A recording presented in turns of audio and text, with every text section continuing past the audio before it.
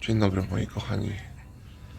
Dzisiaj jest poniedziałek, 17 marca, godzina po 8 rano u mnie, więc w Polsce jest po 9.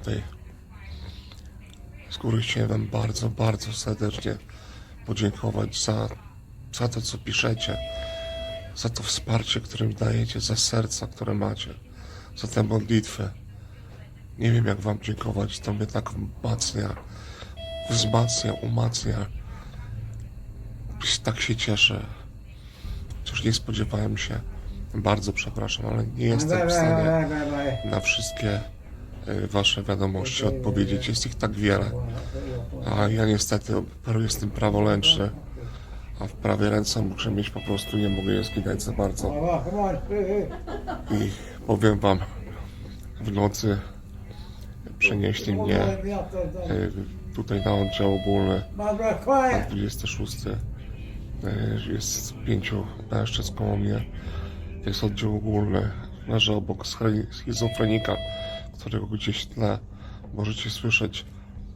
Cała noc nieprzespana, ale też się za niego modlę, bo nie tylko za to, co mnie spotkało, za to, kim byłem kiedyś. Widzicie, że ja zaczynałem w tym szpitalu, tu na onkologii i śpiewałem pacjentom zawsze. I często opowiadali mi właśnie o swoim życiu, bo niejednokrotnie było, że później zabierałem ich do kostnicy tak brutalnie, zabrzmi. Ale wracając do tematu, obchodu jeszcze nie było.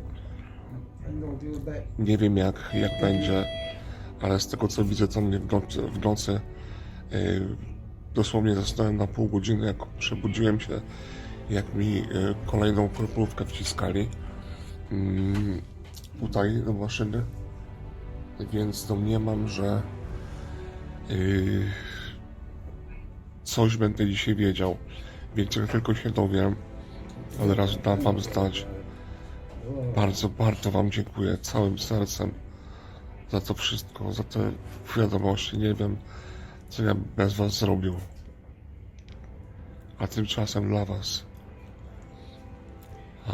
Amazing grace, how sweet the sound, they saved a wretch like me.